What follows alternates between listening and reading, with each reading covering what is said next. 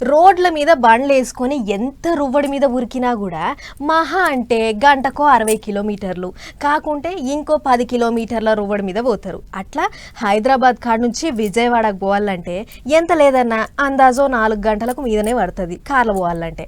ఇక బస్సులనైతే ఇంకో గంటన్నర ఎక్కువనే పడుతుంది. అసొంటిది 2 గంటలలోనే తీసుకుపోయేటి ఈగ్రం చేస్తామంటారు మన తెలంగాణ గవర్నమెంట్ వాళ్ళు. అట్లట్లా అని అంటారా? ఈ వార్త చూడుర్రి ఎసొంటి ఇకమతులు చేసిరో తెలుసు. విజయవాడకించి హైదరాబాద్కు, హైదరాబాద్కించి విజయవాడకు పోవాలన్నా రావాలన్నా 2 గంటలలోనే పోవచ్చు, 2 గంటలలోనే రావచ్చు. ఇది నేనంటున్న మాట కాదు, తెలంగాణ రోడ్ల మంత్రి కోమటిరెడ్డి వెంకటరెడ్డి సార్ అంటున్న మాట. 2 నెలల పనులు సాల్వ్ చేస్తారట కూడా. అట్టెట్టొస్తారు గాలి ఏమన్నా వస్తారా అని గరంగా కోరి ఇప్పుడు 4 లైన్ల రోడ్డు ఉంటే దాన్ని 8 లైన్లు ఉండేటట్టు గ్రీన్ ఫీల్డ్ హైవే రోడ్డు చేస్తారట. అట్టయితే ట్రాఫిక్ తగ్గుద్ది, ఎన్ని బండ్లు వచ్చినా ఏం కాదు, బండ్లు రువ్వడి మీద పోతాయి, బండ్ల రువ్వడి వెలుగుద్ది, టైం తగ్గుద్ది అన్నట్టు. అటు ఆంధ్ర సర్కారు కూడా ఎప్పటి సందో అనుకుంటున్నాడ పెద్ద రోడ్డు అయితే మంచిగుండాని. ఇదే ముచ్చట మీద ఆంధ్ర సీఎం బాబు సార్ సెంట్రల్ వాళ్ళతో మాట్లాడితే వాళ్ళు కూడా సరే అన్నారు అనేది మంత్రి సార్ అంటున్న మాట. మరి పెద్దంబలిపేట దాకా బాగానే వస్తాం కానీ ఆడికొచ్చినాక ట్రాఫిక్ తగులుద్ది కదా, అటెంకా అక్కడికేంచి ఇక్కడి దాకా కొట్టుకొచ్చిన టైం అంతా వీకుద్దేమో అనుకున్నారు.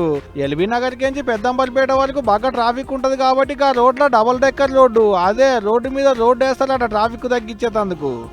నుంచి ఐదున్నర వరకు, ఐదున్నర దాటే వరకు రేడియో స్టేషన్ ఉంటుంది ఒకటి, అక్కడి వరకు డబుల్ డెక్కర్ రోడ్, కింద రోడ్డు ఫస్ట్ లేయర్లో నేషనల్ హైవే, థర్డ్ లేయర్లో మెట్రో ఫేజ్ 2 ఉండే విధంగా గడ్కరీ గారు దానికి గతంలో నేను కలవడం, దానికి డిపిఆర్ ఏమైనా ఇన్స్ట్రక్షన్ ఇవ్వడం జరిగింది. అయినా కావచ్చు కూడా తవ్వ మంచిగుంటేనే ఊళ్ళకు ప్రయాణాలు మంచిగా అయితే ట్రాన్స్పోర్ట్ పెరుగుద్ది. నల్గొండలో యంగ్ ఇండియా ఇంటిగ్రేటెడ్ రెసిడెన్షియల్ బడికి శంకుబండలు బాతే కార్యం మీద పోయిన కాడ ఇగో గీ ముచ్చట బయట పెట్టిండు మంత్రి సారు.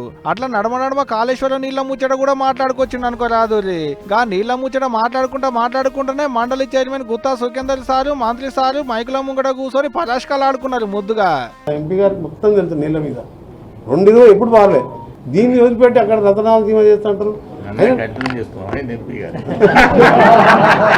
అప్పుడు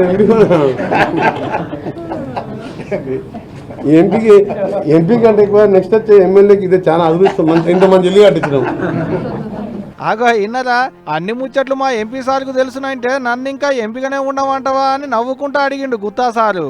అలా పరాష్కాల సంగతి ఏమో గానీ మంత్రి సార్ చెప్పినట్టే పెద్ద రోడ్డు పనులు ఎప్పుడు సాలైతాయో, రోడ్డు మీద రువ్వడిగా బండ్లు తోలేడి భాగ్యం పబ్లిక్ కు ఎప్పుడు దొరుకుద్దో ఏమో చూడాలి మరి.